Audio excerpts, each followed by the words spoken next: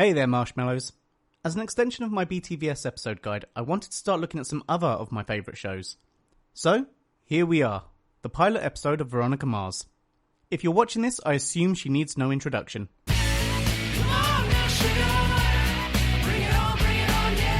We open on a seedy motel, where our protagonist proclaims, "I'm never getting married." She's waiting to get the sordid picture of a man breaking his marriage vows when a biker gang shows up and... This can't be good. Okay, so this cold open is a masterclass in setting up the entire feel of the show throughout its run. The private eye watching the seedy motel is classic film noir, with an inner monologue thrown in for good measure. The monologue itself is very telling of Veronica's mentality. Make it quick. The person sitting in the car across the street might have a calculus exam and... It gives away the twist that she's still in school. You can tell from her candor that she's jaded despite her years, and in case we didn't get the badass bitch from the context, they throw in a biker gang to add an element of danger. All this is to set up a mystery for us and a sense of tension. Put it all together and you have the show. Mystery thriller with a hard-as-nails female lead, using film noir in a modern setting. After the opening credits, we roll back to the previous day to find a boy taped to the flagpole at school, where Veronica promptly cuts him down. In class, Veronica is catching some Z's before she's rudely awoken. Hope, an essay on math, epistle 1. Hope springs eternal in the human breast. She's evidence that she's done the reading and understood it, and so goes back to sleep. As a general rule, you should show instead of tell. But as part of the premise, Veronica has to tell. The pilot gets around this by showing her relationship with the deputy's dog while doing a random locker search, before telling us her dad used to be the sheriff. Buster! But my dad used to be the sheriff, and... At this information dump, we get a brief flashback and another mystery. He used to be my boyfriend. Then one day... The flashback scenes all have a fuzziness to the edges, replicating our own memories of events. We see them, but never clearly. Every school has an obligatory psychotic jackass. This will make a bit more sense in a bit. I like how Veronica is pulled out of her bubble by Wallace, the boy she helped out earlier. We never saw him sit down, because we're seeing things through Veronica's lens, and she never saw him sit down. Did I say you could sit here? Veronica's retort is telling of the girl that she once was, and the clique that she then ran with. But she stops herself. She's not that person anymore. Weevil and the biker gang come to terrorise Wallace some more, and Veronica steps in. A dead man walking, is that what you get? Leave him alone. What I like best about this scene is Veronica not only brushes off the casual sexism, but meets the energy directly. She squares up to them, utilising a form of wit that's at their level. So it's big, huh? Legendary. Well, let's see it. I mean, if it's as big as you say, I'll be your girlfriend. Sarcasm. After the principal carts them off, we get Wallace's story. In your short time here, you've already managed to piss off a motorcycle gang and the local sheriff. Getting home, Veronica has another flashback, this time of her birthday and a blonde woman with a cake. She snaps back, calling for her mum. This tells us something else about her. That her mum is no longer in her life. After taking back up for a walk, she gets to her dad's office to find her ex-boyfriend's mum there. Veronica runs into Cliff McCormack, a local defence attorney, with a case for her dad. One of my clients, Loretta Cancun, dances at the Seventh Veil. Classy. I make no apologies. I like this case. It's tawdry. I like Cliff. You learn all you need to know in this short scene. He doesn't mind the morally grey, is a keen observer, and doesn't mind using that to his advantage. After, Celeste Kane compassalts Keith and leaves. Veronica has lunch with her dad, a call comes in and he needs to leave. And it seems Keith knows his daughter very well. Don't do anything on the Kane case. I'll handle it.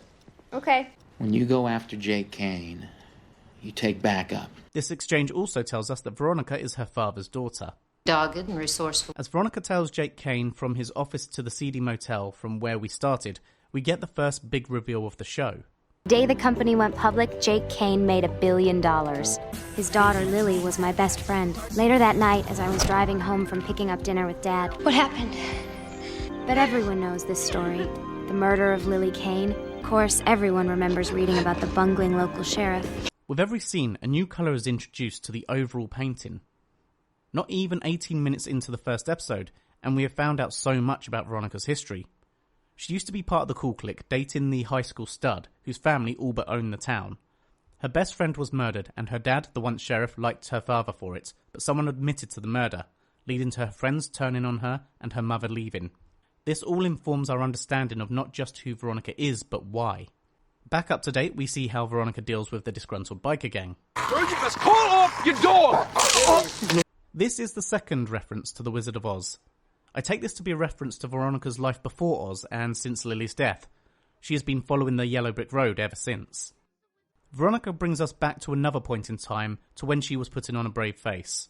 In this scene, she is wearing a white dress, a symbol of purity. But when she woke the next morning discovering what had happened, well, she says it herself. What does it matter? I'm no longer that girl. The next day, Logan harasses her. What's the matter? Aren't you your mother's daughter? Maybe she'll join us.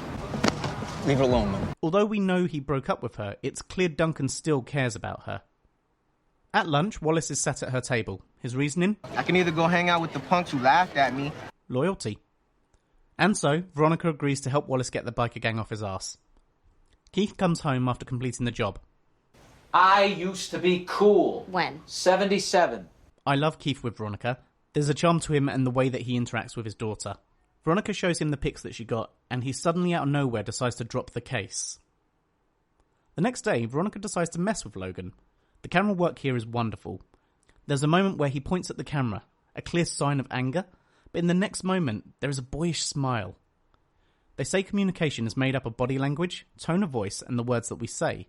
Listen, I know it was you. If this isn't over, okay?